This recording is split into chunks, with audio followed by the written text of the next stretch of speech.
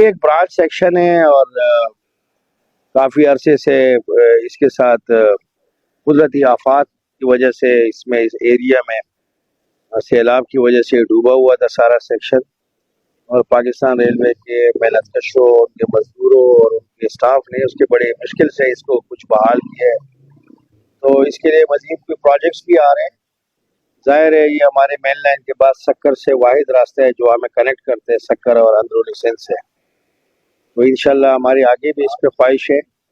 اور خاص طور پر ہم ابھی دیکھ رہے ہیں کہ اسٹیشن کی اور ٹریک کی کیسے بہتر کر سکتے ہیں تاکہ آپ کو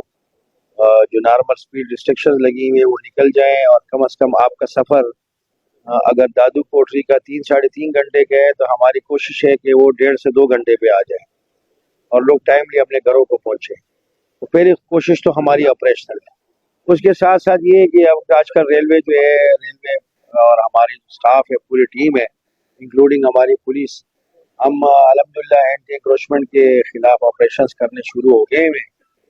الیکشن کے دوران تھوڑے رکے ہوئے تھے، اب اس میں کل سے تیزی آ گئی ہے۔ کل کراچی میں بہت بڑا آپریشن ہوا ہے، تو میرے بالکل قبضہ مافیا سے بالکل ان کو ایک سمپل سا پیغام ہے کہ خود نکل جائے، کسی کے ساتھ کوئی رعایت نہیں برتی جائے، کوئی بھی ہو، جو مرضی ہو۔ تو اس لیے ریلوے کی زمینوں کو قبضہ کرنے کی کوشش نہ کریں، اور اگر کہیں کر بھی دیا ہے تو اس کو خود ہی چھوڑ دیں، ادروائز جو ہے وہ ان کو کوئی رعایت نہیں بخشی۔ دیکھیے جو عرس ہے لال شہباز قلندر کی، وہ تو ہر سال ہوتی ہے، کوئی پہلی دفعہ تو ہو نہیں رہی، اور ریلوے انتظامیہ ہمیشہ سے اس کے لیے خصوصی ٹرینوں کا انتظام اور خصوصی انتظامات ریلوے ہمیشہ کرتی ہے، تو ہر سال کی طرح اس سال بھی کر رہے ہیں۔ جو زائرین یہاں پہ آتے ہیں اس زائرین کی سہولیات کے لیے جو بھی بہتر سفری سہولت ہو سکتی ہے وہ پاکستان ریلوے ہمیشہ کرتی رہی ہے اور اس دفعہ بھی کرے گی۔ دیکھیں آپ اس کو دیکھیں نا کہ آپ کے 2022 کے جو سیلاب آئے تھے، آپ تو اس علاقے کے رہنے والے ہیں، میں تو پہلی دفعہ آیا ہوں، میں نے تو سنا ہے، دیکھا ہے ویڈیوز میں اور اپنے اسٹاف سے سنا ہے، آپ لوگ تو یہاں رہتے ہیں،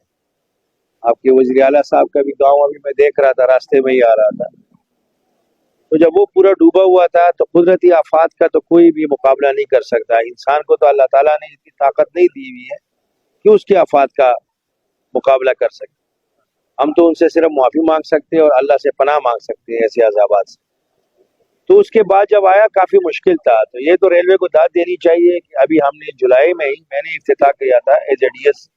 وفاقی وزیر سعد رفیق صاحب کی کوششوں سے موجوداڑو ایکسپریس چلایا۔ اس کے بعد ہم نے بولان کا وہ کیا، کوئٹہ سے 2 دن 3 دن کے بعد ہم چلا رہے ہیں۔ اب جیسے جیسے ٹریک بہتر ہوتا جائے گا ہم اس میں خوشحال خان خٹک کو بھی واپس لائیں گے، دوسری جو ٹرین ہے وہ بھی بحال ہو جائیں گے، تو آہستہ آہستہ اس کی جو سسٹم ہے وہ نارملائز ہونا شروع ہو۔ جی بالکل میں دیکھ رہا ہوں، اور میں نے اسٹیشن ماسٹر صاحب کو ابھی بالکل کہا ہوا ہے، بلکہ سب سے پہلے میں نے پوچھا ہے مسافر خانوں کا حصہ، اس میں لوگ بیٹھتے ہیں، اور جہاں تک آپ نے واش روم کا کہا، واش روم بھی انشاءاللہ بنے گا اور پنکھے کے بھی لگیں گے۔ اے صاحب یہاں موجود ہے، اور اے صاحب کو میں ابھی کہوں گا کہ وہ یہاں پہ پنکھے لگائے فی الفور، اور واش روم کے لیے جو ایجن صاحب سن رہے ہیں وہ یہاں پہ کم از کم ایک واش روم مسافروں کے لیے فی الفور اس کی تعمیر کریں۔ ابھی میں اس کے اے ایس آئی اور دونوں کو ٹیک اپ کروں گا کہ پہلے تو غلط بیانی کیوں کی، کیونکہ اس کے سامنے میں نے پوچھا تھا۔ تو باقی جو انکروچمنٹ سے ابھی میں نکل رہا ہوں، گاڑی میں ہی دیکھ رہا ہوں آگے پیچھے، انشاءاللہ اس کا بھی ڈپٹی ڈائریکٹر لینڈ کو بھی ساتھ لایا ہوں۔ تو میں نے جیسے پہلے کہا ہے، میں پہلی دفعہ آیا ہوں کیونکہ ہم مین لائن پہ زیادہ فوکس کر رہے ہیں،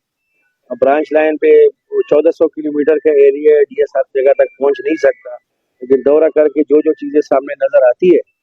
اس پہ کوشش ہے۔ اور اس وقت پاکستان ریلوے کی جتنی قیادت ہے، جتنی لیڈرشپ ہے، چاہے وہ سی او ہو، چاہے ہمارا چیئرمین صاحب ہو، چاہے ڈی ایس ایز ہو، وہ اس بات پہ متفق ہے کہ انکروچمنٹ پہ کوئی برتاؤ، کوئی ٹالرنس نہیں ہو۔ تو آپ لوگ بھی شہر کے جو شہری ہے، جو اچھے پاکستانی ہیں، جو آپ میڈیا کے نمائندگان ہیں،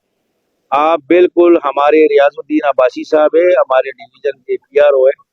ان کے ساتھ وہ انکروچمنٹس یا اس طرح کی جو بے قاعدگی ہیں وہ آپ شیئر کیا کریں، انشاءاللہ آپ پہ ایکشن ہوتا ہوا نظر آئے۔